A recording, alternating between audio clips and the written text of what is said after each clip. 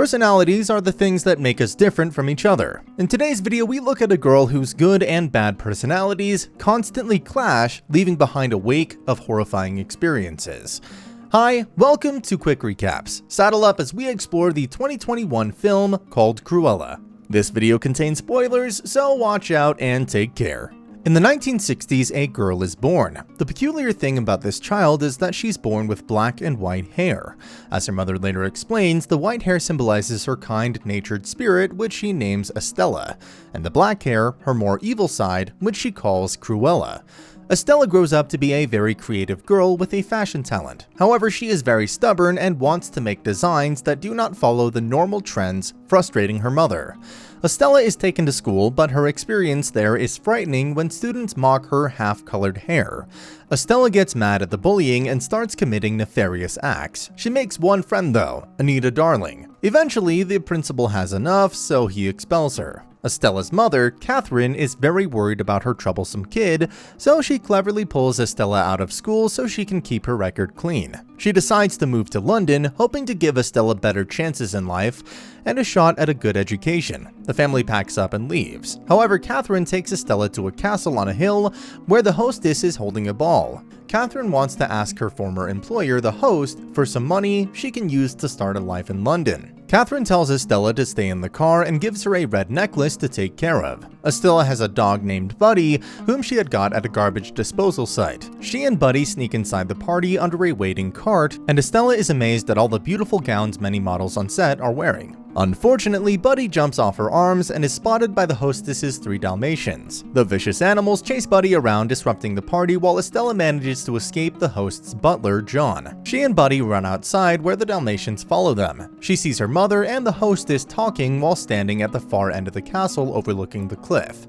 A certain whistling sound is heard, and the Dalmatians leave Estella alone. They rush towards the cliff and pounce on Catherine, causing her to fall down the cliff to her death. The Baroness reveals the death to be an accident and says Catherine is her maid who wanted to extort money from her. Estella, just a kid at the time, witnesses the terrible way her mother died, and it breaks her tiny heart. She's scared of being the next victim, so she rushes out of the castle. On the road, she sees a garbage truck and jumps in, hitching a ride to the city. When the truck arrives in London, Estella quickly escapes, avoiding detection. She reaches a park and is very sad to realize she lost the necklace.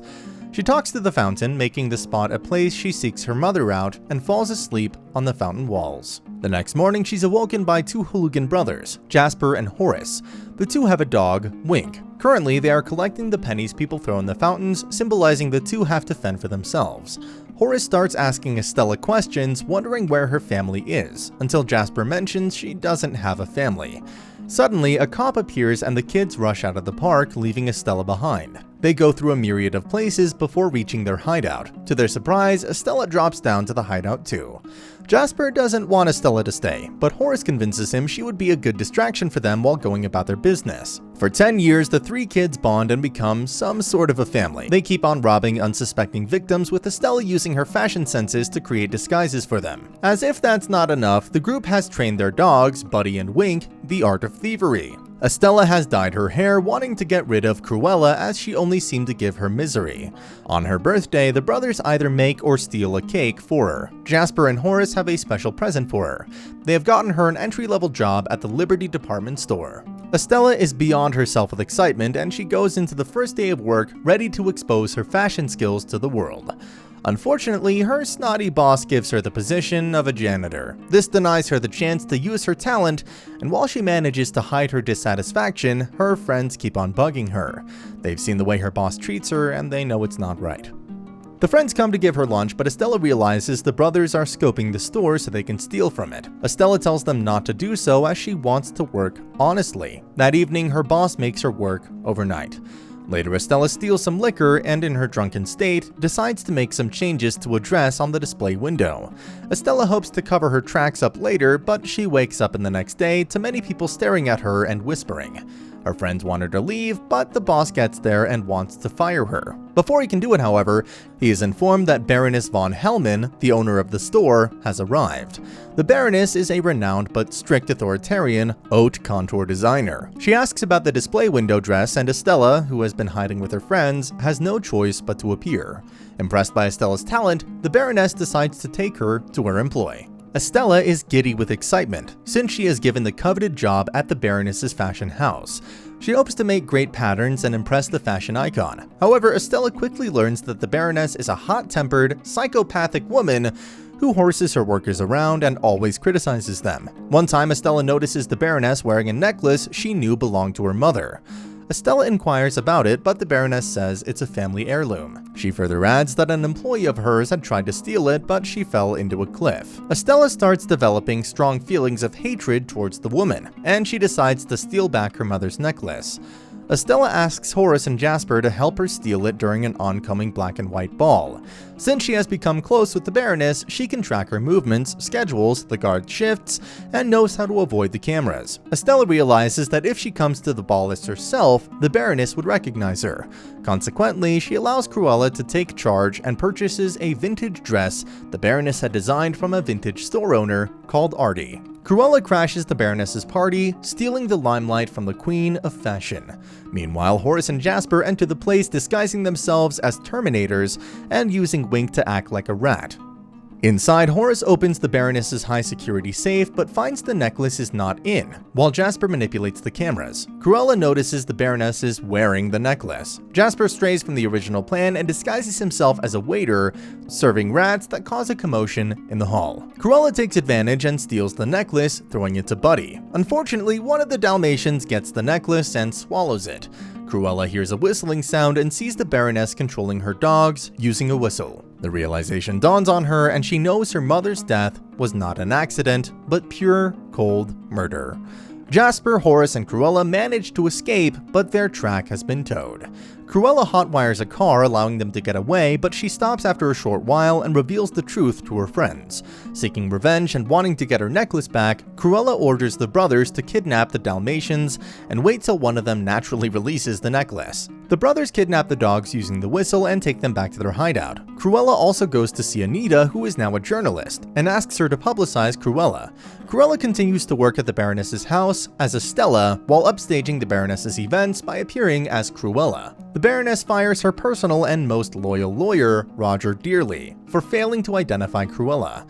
This is such a disappointing feat, nothing can top it. At home, Horace and Jasper are increasingly uncomfortable at Cruella's haughty and arrogant behavior, while Cruella feels she does not need to apologize. Estella designs a spectacular dress to complete the Baroness's spring collection using some very expensive material. One night, she has Jasper and Horace break in and create a ruckus to make it look like Cruella had attempted to steal the Baroness's designs. The Baroness has all the dresses moved to a vault. On the night of the spring collection show, the Baroness opens the vault and thousands of moths fly outside. The Baroness realizes the signature piece Estella had made was adorned with moth-like cocoons. She pieces it together that Estella is Cruella. Across the street, she sees Cruella staging her own show, where Artie is singing "I Am a Dog," and Cruella appears dressed in a faux Dalmatian fur coat. The Baroness believes Cruella has killed her dogs. At least she has something she cares for. Cruella goes back home and is surprised to find the Baroness and her goons there. Cruella is tied up, and the Baroness wants to kill her, then frame Jasper and Horace for the death. Cruella confronts her about her mother's death, and the Baroness smugly hints that she has killed so many people she cannot remember Catherine well. The Baroness sets the house on fire, leaving Cruella to burn with the dogs, which refuse to leave her side. Before she passes out from smoke inhalation, she sees a mysterious figure coming to rescue her. Word of Cruella's death spreads faster than bushfire, and people are sad to be deprived of such creativity. Cruella wakes up in John the butler's house. John gives Cruella the necklace, which has been fully bleached, and reveals that it conceals a key. Cruella uses the key to open a box that contains her birth documents. Cruella is horrified to learn that the Baroness is her biological mother. John explains that though the Baron wanted kids, the Baroness thought kids would ruin her career, and she would have to share her late husband's inheritance. So when she gave birth to Estella, she never looked at the kid and ordered John to kill her. John couldn't do so and tasked their maid, Catherine, to raise the child in secret.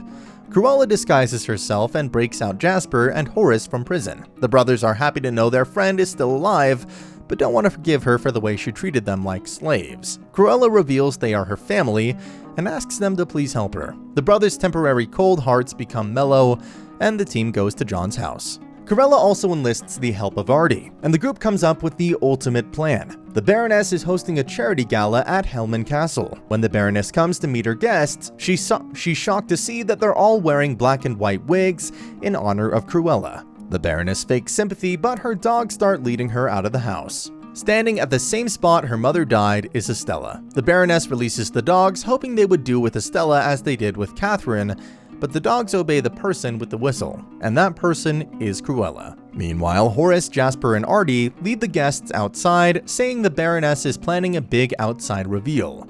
The pun in that statement isn't lost. The Baroness, oblivious to the crowd behind her, starts approaching Estella. When Estella reveals she is her birth daughter, the Baroness praises herself, saying that she's responsible for Cruella's success. The guts of this woman. The Baroness taps into the need for a daughter to get validation and slowly advances towards Estella. She hugs her daughter before pushing her down to her death. The audience gasps in shock at the murder. The Baroness tries to play it as an accident, but the crowd witnessed the act. Estella is officially dead.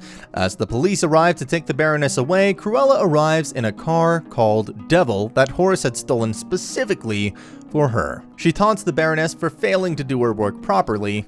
Kill her. After the scandal, the Baroness swears she will get revenge on Cruella de Vil. She had taken the car's name. It turns out Estella had survived, as she and Artie had designed her dress to act as a parachute foreseeing this moment. Cruella holds a funeral service for Estella, showing she has embraced her evil persona for good. Before her death, Estella had signed over her inheritance to Cruella. Cruella, Artie, John, and the brothers go to Hellman Hall, which Cruella cuts to Hell Hall. She tells the quintet that she has big plans for the future, and the movie ends. Drumrolls, please! She also sends Dalmatian puppies to Anita and Roger. Roger has taken on a new career and starts writing songs praising Cruella. If Cruella has not shocked you, then you got nothing to be scared of in life. Thank you for watching, but wait. Have you seen the sad story of a military man who suffers from PTSD and starts abusing drugs? This is a story of love and survival. You should check it out as well. Also, subscribe to this channel for more recaps of your favorite movies. See you next time, and take care.